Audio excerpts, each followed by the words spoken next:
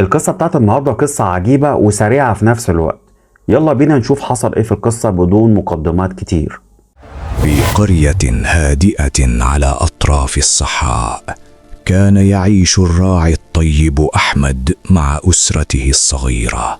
كان أحمد معروفا بين أهل القرية بصدقه وأمانته، وكان الجميع يثقون به. كان لديه 3 بنات، الكبرى نادية، والوسطى سوسو، والصغرى شوشو. كانت نادية فتاة عاقلة تتحمل المسؤولية وتساعد والدها في شؤون البيت. أما سوسو فكانت مرحة، تحب الضحك والغناء طوال اليوم. وشوشو كانت الأصغر، بريئة وهادئة، لكنها شديدة الملاحظة. كان أحمد يخرج كل صباح ليرعى الأغنام في المراعي البعيدة، وكانت بناته يودعنه عند باب المنزل ويدعون له بالسلامة. في أحد الأيام اشتد الحر، وتأخر أحمد في العودة إلى المنزل. جلست البنات ال3 أمام البيت ينتظرنه بقلق. قالت سوسو وهي تنظر إلى الطريق: أشعر أن شيئا غريبا سيحدث اليوم. حاولت نادية طمأنتها، لكن القلق كان واضحا على وجهها. عند الغروب ظهر أحمد أخيرا يسير ببطء، ومعه رجل غريب. كان الرجل مسنا، يرتدي ملابس قديمة ويعتمد على عصا خشبية. اقتربت شوشو وهمست: أبي، من هذا الرجل؟ قال أحمد بلطف: هذا رجل أعمى، وجدته تائها في الصحراء، وسيبقى ضيفا عندنا. رحبت نادية بالضيف وأدخلته إلى البيت. قدمت سوسو له الماء والطعام بابتسامة خجولة. جلست شوشو تراقبه بصمت، وكأنها تحاول فهمه. قال الرجل الأعمى بصوت هادئ: جزاكم الله خيرا، لم أذق طعاما منذ يومين. في تلك الليلة جلس الجميع حول المصباح الصغير. سأل أحمد الضيف عن اسمه، فأجاب: اسمي إبراهيم.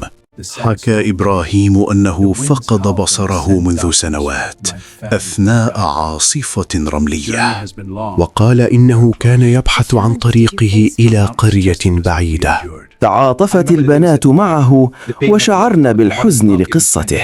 لكن شوشو لاحظت أن صوته يحمل قوة غريبة رغم ضعفه الظاهر.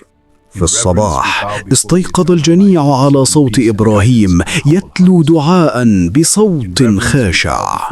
شعر أحمد براحة لم يشعر بها منذ سنوات. بدأ إبراهيم يساعد البنات في أعمال بسيطة رغم فقدان بصره.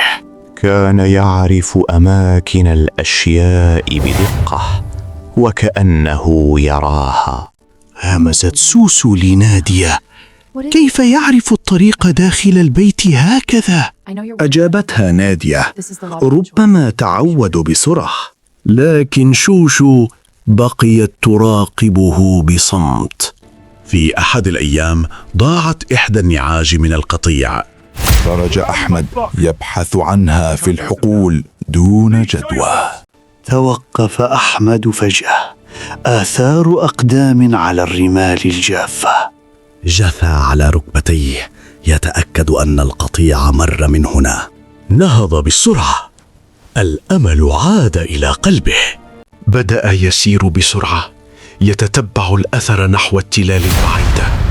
ومن فوق المرتفع لمح شيئا في البعيد. جاء بعضهم يطلبون نصيحته في أمور حياتهم. كان يجيبهم بحكمة تجعلهم يعودون مطمئنين. ازداد احترام أحمد له واعتبره فردا من العائلة. لكن شوشو سألت ذات ليلة: هل هو أعمى حقا يا أبي؟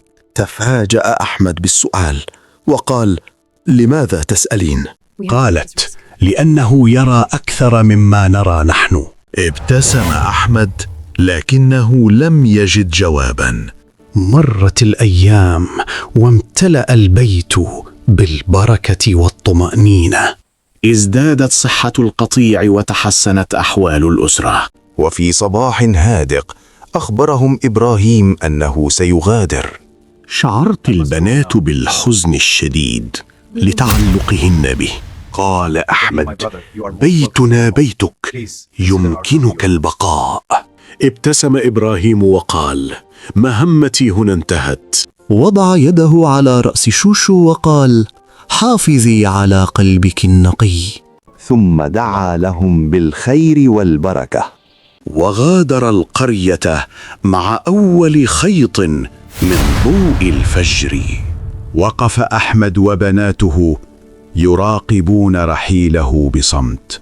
شعرت نادية أن البيت أصبح أكثر هدوءا من قبل، لكن الطمأنينة التي تركها بقيت تسكن قلوبهم.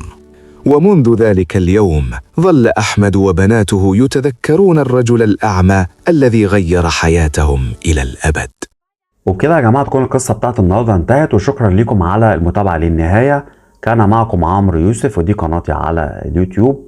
يا ريت بقى تكتبوا لي بتتابعوني من أي بلد عربي أو أجنبي، ويا ريت تعرفوني الساعة كام عندكم دلوقتي، وانتظروا إن شاء الله في القصة القادمة.